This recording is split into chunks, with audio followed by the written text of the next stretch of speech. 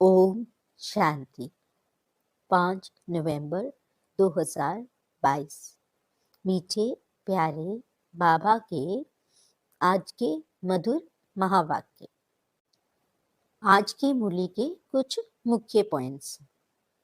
आज बाबा हमें समझाते कि हमें गृहस्थ व्यवहार में रहते सबसे तोड़ निभाना है, किसी से भी नफरत नहीं करनी है, हमें कमल फूल समान पवित्र रहना है, स्वयं भी आस्तिक बनना है और सबको आस्तिक बनाना है।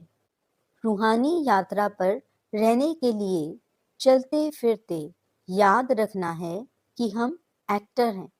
अब हमको वापस घर जाना है। अपनी बुद्धि की लाइन सदा क्लियर रखनी है।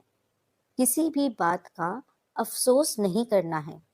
कोई भी कार्य करते समय स्वयं में भी बड़ी दिल रखनी है और दूसरों को सहयोगी बनाने में भी बड़ी दिल रखनी है। बड़ी दिल रखने से मिट्टी भी सोना हो जाती है, कमजोर साथी भी शक्तिशाली बन जाते हैं और असंभव भी संभव हो जाता है। इसलिए बाबा समझाते कि हमें मैं की बलि चढ़ा बड़ी दिल वाले बन विश्व कल्याणकारी बनना है। आज की मुरली में मातेश्वरी जी के भी कुछ अनमोल महावाक्य हैं, जिनमें वह समझाती कि स्वयं परमात्मा आकर हमारे सारे कर्मों का खाता चुकतू करवा हमें सुख घनेरे कैसे देते हैं। तो चलिए सुनते हैं आज की मीठी प्यारी मुरली। ओम शांति। बाबा कहते, मीठे बच्चे, तुम्हें गृहस्थ व्यवहार में रहते सभी से तोड़ निभाना है। एक बार बेहद का संन्यास कर 21 जन्म की प्रारब्ध बनानी है। प्रश्न, चलते फिरते कौन सी एक बात याद रहे तो भी तुम रूहानी यात्रा पर हो?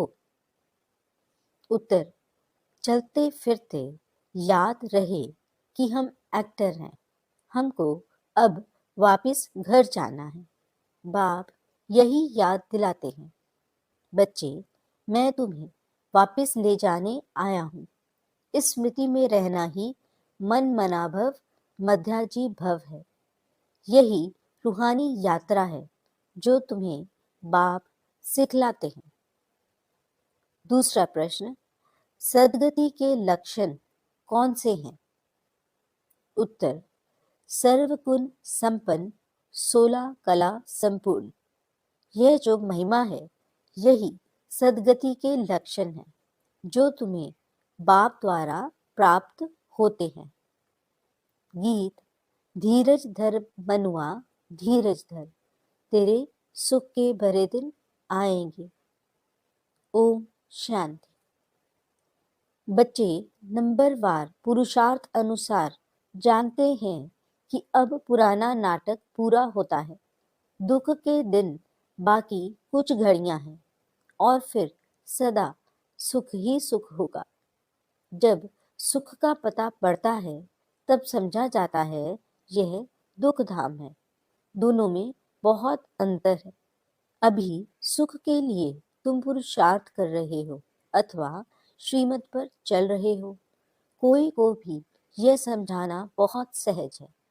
अभी बाबा के पास जाना है, बाबा लेने आया है। गृहस्थ व्यवहार में रहते कमल फूल समान पवित्र रहना है, तोड़ जरूर निभाना है। अगर तोड़ न निभाया तो जैसे सन्यासियों मिसल हो गए। जो तोड़ नहीं निभाते हैं उनको निवृत्ति मार्ग अथवा हठ योग कहा जाता है। अभी भगवान राज योग सिखलाते हैं जो हम सीखते हैं। भारत का धर्म शास्त्र है गीता। सन्यासियों का है हठ योग, घर बार छोड़ जंगल में चले जाना। उन्हों को जन्म बाय जन्म सन्यास करना पड़ता है। तुम गृहस्थ व्यवहार में रहते एक बार संन्यास करते हो, फिर 21 जन्म उनकी प्रारब्ध पाते हो। उन्हों का है हद का संन्यास, तुम्हारा है बेहद का संन्यास। तुम्हारे राजयोग का तो बहुत गायन है। भगवान ने राजयोग सिखाया था। भगवान ऊंचे ते ऊंचे को ही कहा जाता है। श्री कृष्ण भगवान हो न सके। बेहद का बाप है ही निराकार। बेहद की बादशाही वही दे सकते हैं। यहाँ गृहस्थ व्यवहार से नफरत नहीं की जाती है। बाप कहते हैं, ये अंतिम जन्म गृहस्थ व्यवहार में रहते पवित्र बनो। पतित पावन कोई सन्यासी को कह नहीं सकते। वह भी पावन दुनिया चाहते हैं। वह दुनिया है एक, जिसके लिए पतित पावन बाप को बुलाते हैं। जबकि वह गृहस्थ व्यवहार में ही नहीं है, तो देवताओं को भी नहीं मानेंगे। वह कभी राजयोग सिखला न सके, न बाप कभी हठयोग सिखला सके। यह समझने की बातें हैं। अब दिल्ली में वर्ल्ड कॉन्फ्रेंस होनी है। वहां यह समझाना है, लिखित में देना है। लिखित में होगा तो सब समझ जाएंगे। अब हम हैं ऊंचे ते ऊंच ब्राह्मण कुल के, वह हैं शूद्र कुल के। हम हैं आस्तिक, वह हैं नास्तिक। वह हैं ईश्वर को न जानने वाले, हम हैं ईश्वर से योग रखने वाले। तो मतभेद है ना। बाप ही आकर आस्तिक बनाते हैं। बाप का बनने से बाप का वर्षा मिल जाता है। यह बड़ी पेचीली बातें हैं। पहले पहले तो बुद्धि में बिठाना है कि गीता का भगवान परम पिता परमात्मा है। उसने ही आदि सनातन देवी देवता धर्म स्थापन किया था। भारत का देवी देवता धर्म ही मुख्य है। भारतवासी अपने धर्म को भूल गए हैं, यह भी तुम जानते हो। भारतवासियों को ड्रामा अनुसार अपना धर्म भूलना ही है। तब तो बाप आकर फिर स्थापन करें, नहीं तो बाप आए कैसे। कहते हैं, जब जब देवी देवता धर्म प्राय लोप हो जाता है, तब मैं आता हूँ। प्राय लोप भी जरूर होना है। कहते हैं, बैल की एक टांग टूट गई है, बाकी 3 टांगों पर दुनिया खड़ी है। मुख्य है ही 4 धर्म। अभी देवता धर्म की टांग टूटी हुई है, अर्थात वह धर्म गुम हो गया है। इसलिए बढ़ के झाड़ का मिसाल देते हैं कि फाउंडेशन सड़ गया, बाकी टाल टालियां खड़ी हैं। तो इनमें भी फाउंडेशन देवता धर्म का है नहीं। बाकी मठ पंथ आदि बहुत खड़े हैं। तुम्हारी बुद्धि में अब सारी रोशनी है। बाप कहते हैं, तुम बच्चे इस ड्रामा के राज को जान गए हो कि सारा झाड़ पुराना हो गया है। कलयुग के बाद सतयुग को आना है जरूर। चक्र को फिरना है जरूर। बुद्धि में रखना है कि अब नाटक पूरा हुआ है। हम जा रहे हैं। चलते फिरते यह याद रहे कि अब हमको वापस जाना है। मन मना भव, मध्याजी भव का भी यही अर्थ है। कोई भी बड़ी सभा में भाषण आदि करना है तो यही समझाना है कि परम पिता परमात्मा फिर से कहते हैं, हे बच्चे, देह सहित देह के सब धर्म त्याग, अपने को आत्मा समझ बाप को याद करो तो पाप दग्ध होंगे। मैं तुमको राजयोग सिखलाता हूँ। रस व्यवहार में रहते कमल फूल समान बन मुझे याद करो। पवित्र रहो, नॉलेज को भी धारण करो। अभी सब दुर्गति में है। सत्युग में देवताएं सदगति में थे, फिर बाबा आकर सदगति करते हैं। सर्वगुण संपन्न, 16 कला संपूर्ण, यह है सदगति के लक्षण। ये लक्षण कौन देते हैं? बाप। उनके फिर लक्षण क्या हैं? वह ज्ञान का सागर, शांति का सागर है। उनकी महिमा बिल्कुल अलग है। ऐसे नहीं, सब एक ही एक है, एक बाप है, हम सब आत्माएं बच्चे हैं। अब नई रचना रची जाती है। हम प्रजापिता ब्रह्मा की सब औलाद हैं, परंतु वो लोग इन बातों को समझ नहीं सकते। ब्राह्मण वर्ण सबसे ऊंच है। भारत के ही वर्ण गाए जाते हैं। 84 जन्म लेने में इन वर्णों से पास करना होता है। ब्राह्मण हैं ही संगम पर। अच्छा, साइलेंस तो बहुत अच्छी है। शांति का हार तो गले में पड़ा है। एक रानी की कहानी है। अब शांति धाम अपना घर बहुत याद पड़ता है। चाहते सब हैं शांति घर में जाएं, परंतु रास्ता कौन बताए? शांति के सागर बाप के सिवाय कोई बता ना सके। बाप की महिमा अच्छी है। शांति का सागर, आनंद का सागर, मनुष्य सृष्टि का बीज रूप।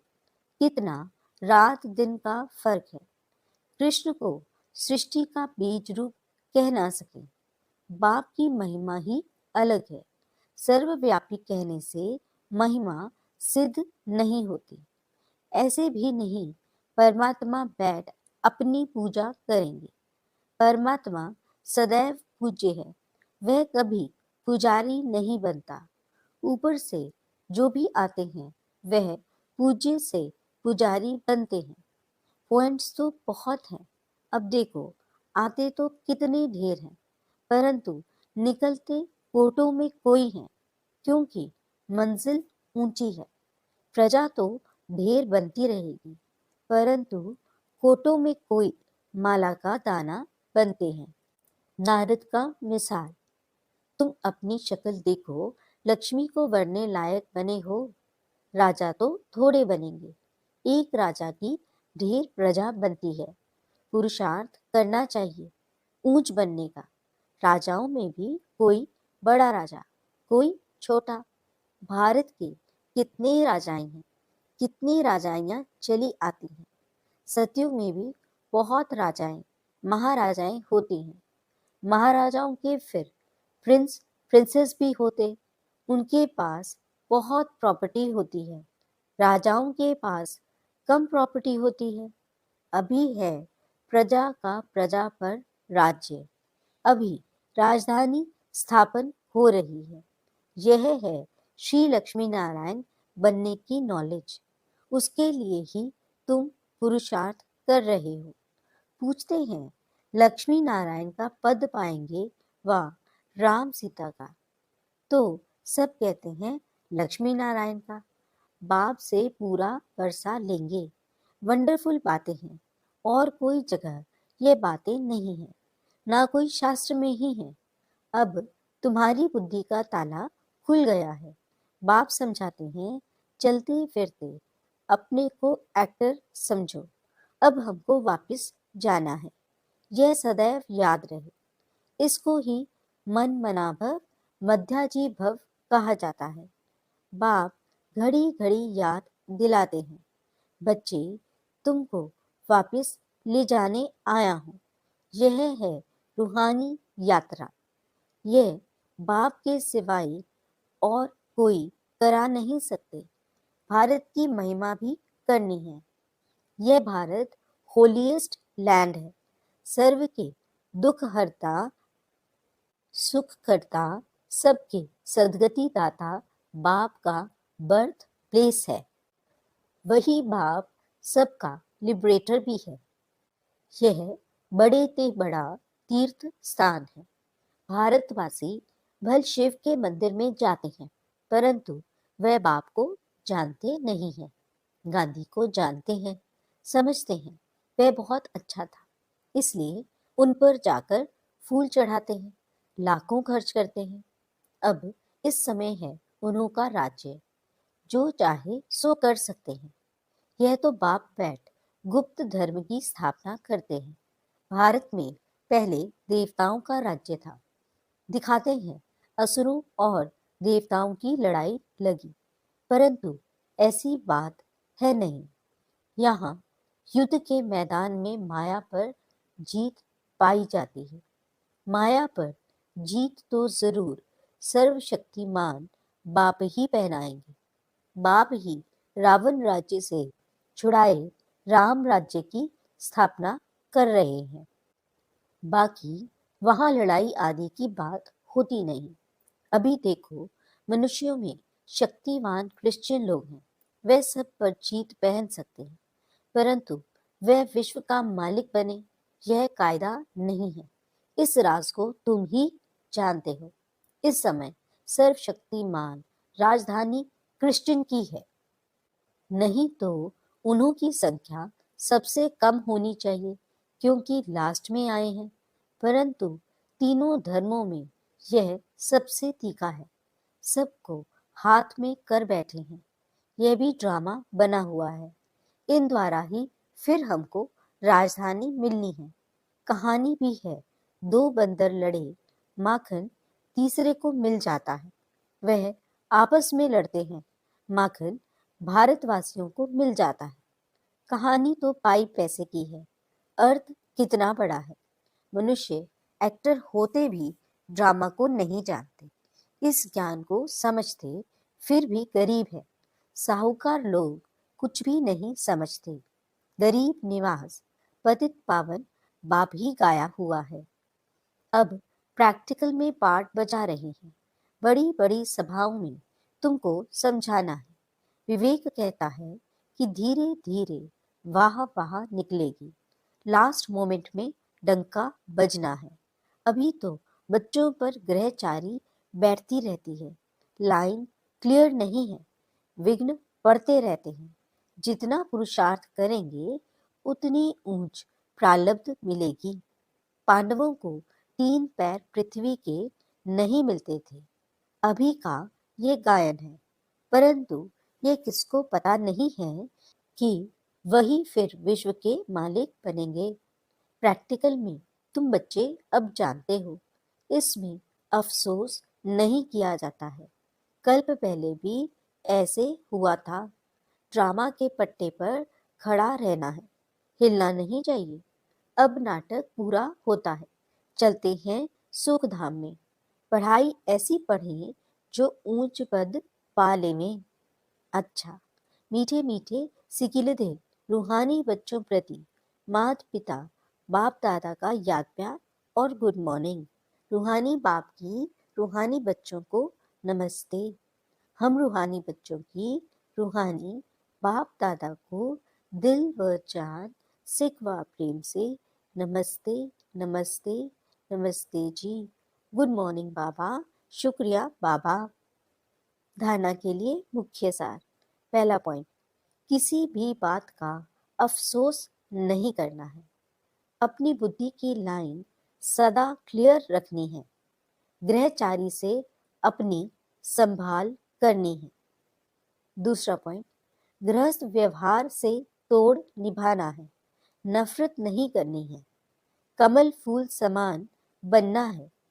आस्तिक बन सबको आस्तिक बनाना है। वरदान, बड़ी दिल रख सेवा का प्रत्यक्ष फल निकालने वाले विश्व कल्याणकारी भव। जो बच्चे बड़ी दिल रखकर सेवा करते हैं तो सेवा का प्रत्यक्ष फल भी बड़ा निकलता है। कोई भी कार्य करो तो स्वयं करने में भी बड़ी दिल और दूसरों को सहयोगी बनाने में भी बड़ी दिल हो। स्वयं प्रति व साथी सहयोगी आत्माओं प्रति संकुचित दिल नहीं रखो।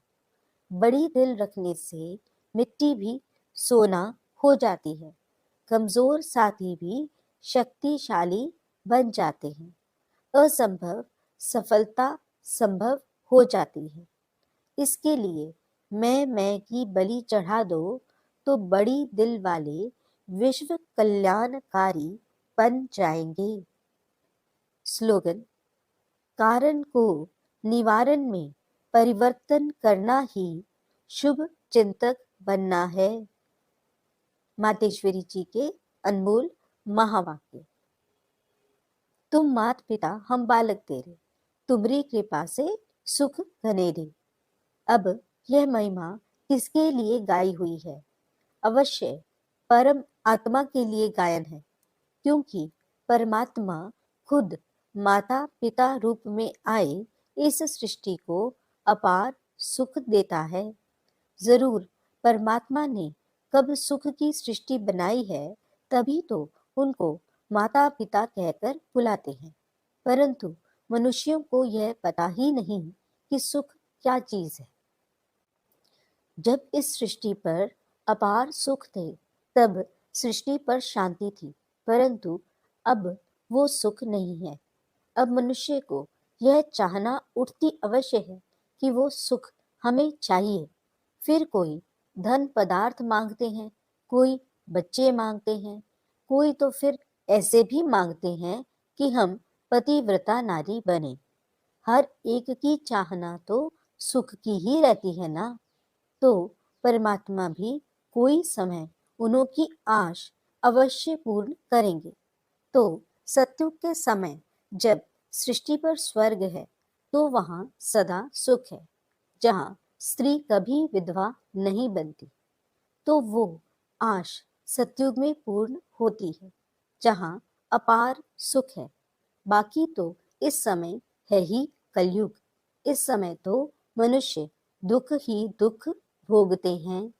बाकी जब मनुष्य अति दुख भोगते हैं, तो कह देते हैं कि प्रभु का भाना मीठा करके भोगना है। परंतु जब स्वयं परमात्मा आकर हमारे सारे कर्मों का खाता चुकतू करता है, तब ही हम कहेंगे तुम मात पिता। अच्छा, ओम शांति।